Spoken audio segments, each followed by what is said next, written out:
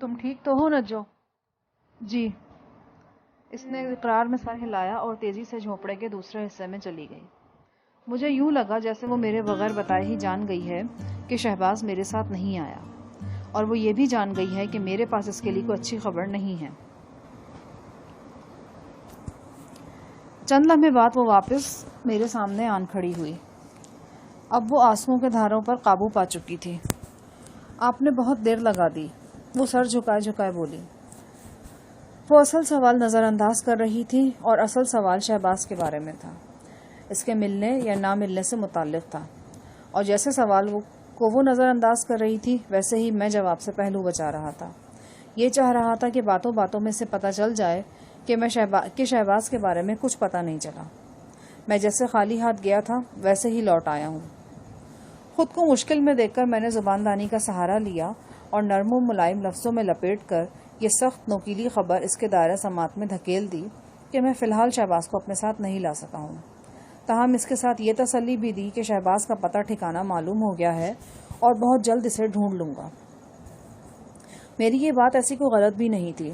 شہباز کے سسر مرحوم غلام خان کی زبانی مجھے معلوم ہو چکا تھا کہ شہباز نے پارا چنار کا رخ کیا ہے اور وہاں بس اڈے کے قریب رحمان زئی نامی ایک تکہ فروش سے اس کے ٹھکانے کا پتہ چل سکتا ہے۔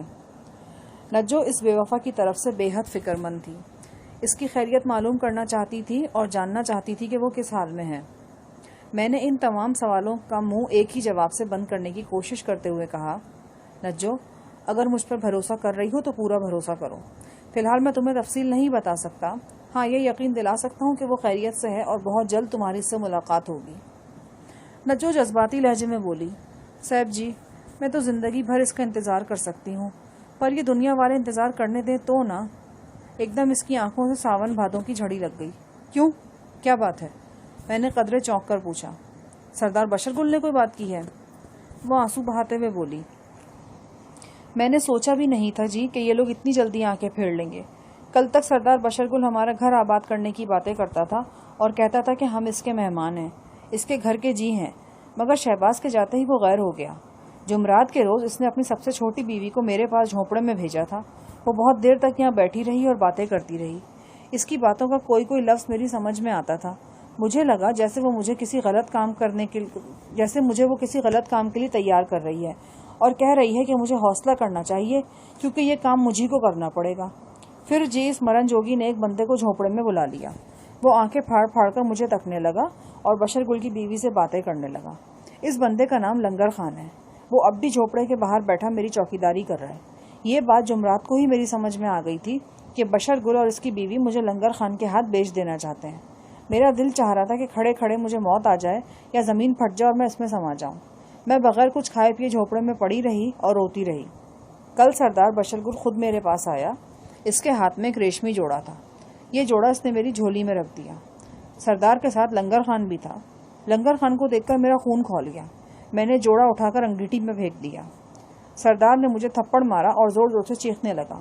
میرے منہ میں بھی جو آیا میں نے کہہ دیا۔ نہ اس کی سمجھ میں میری بات آ رہی تھی، نہ مجھے اس کی بات سمجھ آ رہی تھی، نہ وہ میری بات سمجھ رہا تھا۔ کچھ دیر بعد سردار مجھے دھمکیاں دیتا ہوا واپس چلا گیا۔ اس کے جاتے ہی جھونپڑے کے دروازے پر ایک رائفل والا آن کھڑا ہوا۔ میں سمجھ گئی کہ اب میں اپنی مرضی سے باہر پاؤں نہیں رکھ سکتی۔ تھوڑی دیر بعد ایک عورت آئی اور ایک نیا جوڑا میرے سامنے پھینک گئی۔ یہ دیکھیں، یہ ہیں وہ دونوں جوڑے۔ نجو نے جھونپڑے میں بچھی چٹائی ایک طرف سے اٹھائی اور نیچے سے کپڑوں کے 2 گولے نکال کر میرے سامنے رکھ دیے۔ یہ سیپیوں جڑے 2 ریشمی جوڑے تھے، ان میں سے ایک جگہ جگہ سے جلا ہوا تھا۔ مجھے یہ جاننے میں دشواری نہیں ہوئی کہ یہ عروسی جوڑے ہیں۔ میں نے اس پابندہ بستی میں کئی نوبہاتہ عورتوں کو ایسے ہی گلابی لباس میں دیکھا تھا۔ خود شہباز پہلوان کے ٹرنک میں بھی ایک ایسا ہی زرق برق جوڑا نظر آیا تھا۔ میں رو رو کر ہلکان ہوتی رہی۔ میری سمجھ ہی نہیں آ رہا تھا، نہ اب آ رہا ہے کہ سردار نے اتنی جلدی آنکھیں کیوں پھیر لیں۔ کسی عورت کا مرد گم ہو جائے تو بڑے بوڑھے کئی سال تک اس کی واپسی کا انتظار کرتے ہیں۔ شہباز تو گم بھی نہیں ہوا، اپنے کام سے کہیں گیا ہے اور اس کے جاتے ہی یہ لوگ مجھے ووٹی بنانے لگ گئے۔ نجو کی آنکھیں مسلسل بہہ رہی تھیں۔ وہ پابندوں کے رویے پر سخت حیران تھی کہ شہباز کے جلتے ہی وہ سب بدل کیوں گئے۔ اسے اصل حقیقت معلوم نہیں تھی۔ شہباز اسے 8,000 روپے میں فروخت کر کے یہاں سے ہمیشہ کے لیے جا چکا تھا۔ اب وہ اس جھونپڑے کی کھڑکی سے لگ کر تمام عمر بھی اس کی راہ دیکھتی تو اس نے نہیں آنا تھا، اور جنہوں نے رقم خرچ کی تھی انہوں نے اسے وصول بھی کرنا تھا۔ یقیناً سردار بشر گل نے اپنے تئیں یہ محسوس کیا تھا کہ میں ایک کالی کلوٹی حاملہ عورت کے لیے 7,000 کی رقم لے کر نہیں آؤں گا، لہٰذا اس نے میرا زیادہ انتظار کرنا مناسب نہیں سمجھا تھا اور مہلت ختم ہونے کے 2 دن بعد ہی لنگر خان سے سودا پٹا لیا تھا۔ میں نے نجو سے پوچھا، تم نے جوڑا پہنا تو نہیں؟ وہ نفی میں سر ہلانے لگی۔ سردار کے جانے کے بعد مجھے خیال آیا کہ مجھے سردار کے سامنے اونچا نہیں بولنا چاہیے تھا۔ اسے ناراض کر کے میں اپنا ہی نقصان کر رہی تھی۔ اگر مجھے کوئی لنگر خان سے بچا سکتا تھا تو وہ سردار تھا۔ میں نے سوچا مجھے اس سے ملنا چاہیے، پر بات پھر وہ بولی کی آ جاتی ہے۔ نہ میں سردار کی بولی سمجھتی ہوں نہ وہ میری۔ میں تو کسی کو یہ بھی نہیں سمجھا سکتی کہ سردار سے ملنا چاہتی ہوں۔ وقت تیزی سے گزرتا جا رہا تھا۔ شام ہوتے ہی جھونپڑے کے باہر سے گانے بجانے کی آوازیں آنے لگی تھیں۔ یہ لنگر خان کے ساتھی تھے اور کسی طرح کی خوشی منا رہے تھے۔ میں یہیں انگیٹھی کے سامنے بیٹھی آنسو بہا رہی تھی کہ سردار خود جھونپڑے میں آ گیا۔ میں نے رو رو کر اس کی منت کی کہ وہ میرے ساتھ ایسا سلوک نہ کرے۔ میرا مرد اللہ نہ کرے مجھے چھوڑ کے نہیں گیا، وہ کسی کام سے گیا ہے اور جلد واپس آ جائے گا۔ میرے رونے بلکنے کا بشر گل پر کچھ اثر ہوا۔ وہ جھونپڑے سے باہر گیا۔ تھوڑی دیر کے بعد ایک بچے کو لے کر واپس آیا۔ 9-10 سال کا یہ بچہ اردو کا کوئی لفظ بول لیتا تھا۔ وہ لڑکا مجھے بہت دیر تک سمجھانے کی کوشش کرتا رہا۔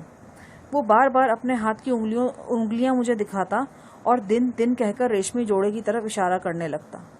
کچھ دیر کے بعد میری سمجھ میں یہ بات آئی کہ سردار بشر گل مجھ پر ترس کھاتے ہوئے 10 دن کی مہلت دے رہا ہے۔ وہ کہہ رہا ہے کہ 10 دن تک شہباز آ گیا تو ٹھیک ہے، نہیں تو مجھے یہ جوڑا پہننا پڑے گا۔ بات ختم کر کے نجو نے سر جھکا لیا۔ اس کی بات اب میری سمجھ میں آ رہی تھی اور یہ پتہ چل رہا تھا کہ جھونپڑے کے سامنے لنگر خان نے سینہ پھلا کر میرا رستہ کیوں روکا تھا۔ مجھے دیکھ کر اس کی حالت ایسے جنگلی جانور کسی ہو گئی تھی جس کے منہ سے کسی نے شکار چھین لیا ہو۔ سردار کا کارندہ میرے عقب میں نہ ہوتا تو شاید وہ جنگلی